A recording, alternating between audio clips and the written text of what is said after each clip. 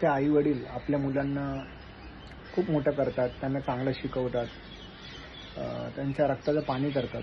म्हणजे ऑलमोस्ट त्यांच्या आयुष्याचे एक 20 ते 25 वर्ष ते घालवतात त्या मुलाला मोठं करण्यामध्ये, त्याचं शिक्षण पूर्ण करण्यामध्ये. त्याला जे हवं नाही ते सगळ्या गोष्टी ते पुरवतात. पण मग असं नक्की काय होतं की तो मुलगा त्यांच्या आईवडिलांना विसरून जातो, त्यांना खूप दूर टाकून देतो है ना, त्यांच्याशी जास्त बोलत नाही किंवा त्यांना आपल्यापासून खूप दूर करतो. मग असं नक्की काय होतं आणि अशा कुठल्या गोष्टी आहेत की अशा कुठले विचार आहेत ते त्या मुलाला आईवडिलांपासून लांब फेकतात किंवा त्या मुलीला त्या आईवडिलांपासून लांब फेकतात.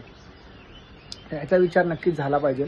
कारण की जर हे असंच चाललं तर मग त्या आईवडिलांनी त्या मुलाला सांभाळणं, एवढं मोठं करणं, त्या रक्ताचं पाणी करणं, ते त्यांनी जे हाल भोगले त्याला मोठं करण्यामध्ये, हे सगळं व्यर्थ गेलं ना. आणि हेच आपण जर तुम्ही बघाल आता खूप प्रमाणे वाढत चाललं आहे. आणि खास करून हे आपल्या महाराष्ट्रामध्ये किंवा साऊथमध्ये ह्या जास्त गोष्टी बघायला भेटते.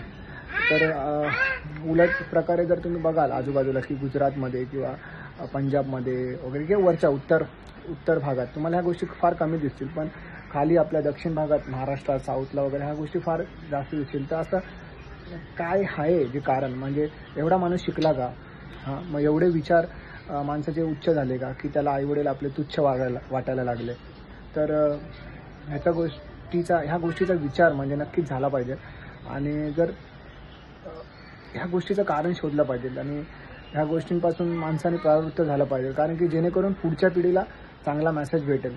आणि जे पण आता रिलेशनशिप प्रॉब्लेम वगैरे होत आहेत त्याच्यापासून माणूस वाचला पाहिजे. नक्कीच. थँक्यू.